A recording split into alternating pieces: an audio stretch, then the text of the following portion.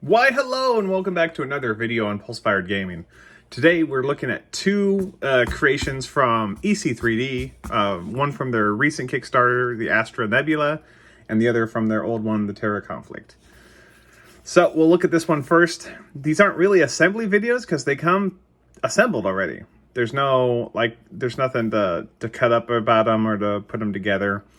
I am using their stands and their regular stand hole because for stations it's more convenient than adding the Armada style keyhole that we use for starships. But yeah, so this was printed face up, or it was printed like this on an Ender 3. So the back doesn't look great, but the front looks fantastic. We had ironing on, so you can see all the Aztecing on the long range. On the long range jump gate here, there's some stringing that I need to take care of. But all we've basically done is prime this and then threw a little wash on it to highlight the edges and stuff like that. With stations, there isn't a ton that you would do. I mean, you could go all out like we did with the little science station, where we added a whole bunch of color and stuff like that. But for a lot of these stations, they're going to be pretty bland. So we base coated this in Rust-Oleum aluminum spray primer, or sprayed paint and primer, and then just washed it with our own little, it's not Nolan oil, it's the Midwinter's Minis dark wash. Yeah, there we go.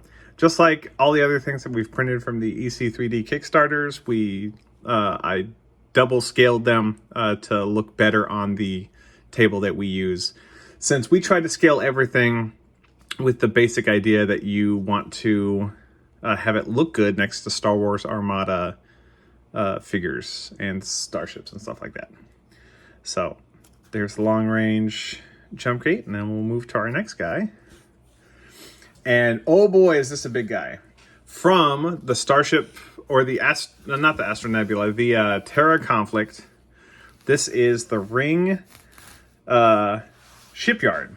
And it comes with two things. You see it's just the regular ring, and this is, again, double scaled using their standard bases, their hexide bases, and then added some dark wash on it to highlight the recesses. And then, so it comes in two components. It's the main ring, and then it's these starship or shipyard arms on here that are supposed to mimic like construction slips in space. I like these because it's the idea that this one station gives you a couple different ways of thinking about it. You can look at it like a regular shipyard, kind of like maybe the Fondor shipyards, kind of, in Star Wars, or you can make them more like a distributed shipyard idea where you might have these slips by themselves sitting somewhere where you could just have individual starships being built at individual stations, like so. And not even associated with the Shipyard Ring. But in any case, let's build this. Let's assemble it. So here we go. Here's the Shipyard Ring. And then you take your arms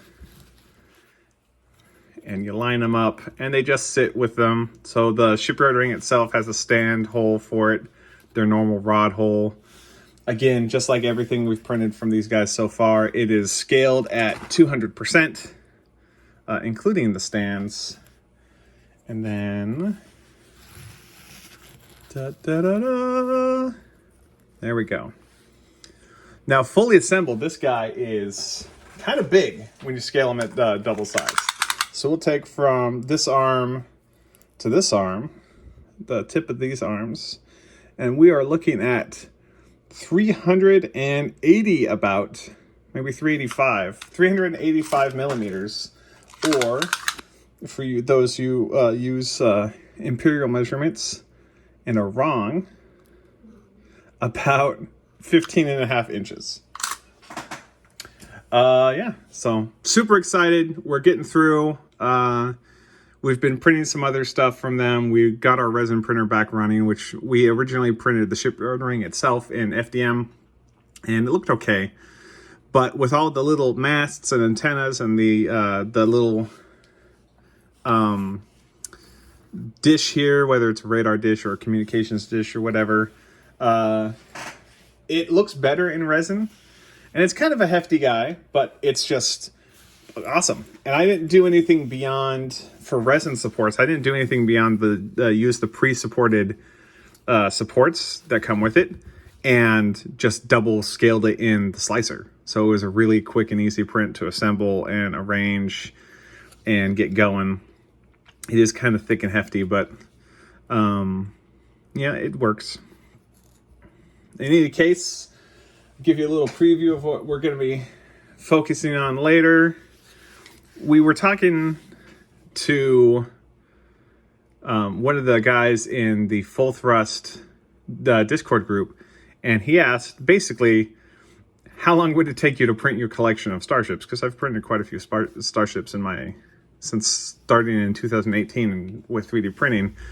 And I figured, it would probably take about a year or so. 2022 is going to be a big year for learning about 3D printing starships. There are some videos out there, not a lot of them. I think Rotten Lead has a couple videos on there that go through a couple ones. But what I have used to kind of prime myself to get into painting starships is I've looked at a lot of the naval games where people are painting ships. Like there's what is it, Victory at Sea, I think is one of the games, and that's helped me kind of get the concept of painting a 3D printed starship, because it's a lot of flat surfaces, and here we're kind of practicing with a little edge highlighting in the recesses and then picking out specific colors for specific panels. But we'll get better as the year goes on. Everyone has to start from somewhere, and starting basically from scratch here. In any case, thank you very much for watching. We look forward to showcasing more stations and starships in the future. And don't forget to like, comment, and subscribe to do all those things that make YouTube make the channel worth watching, I guess. Have a good day.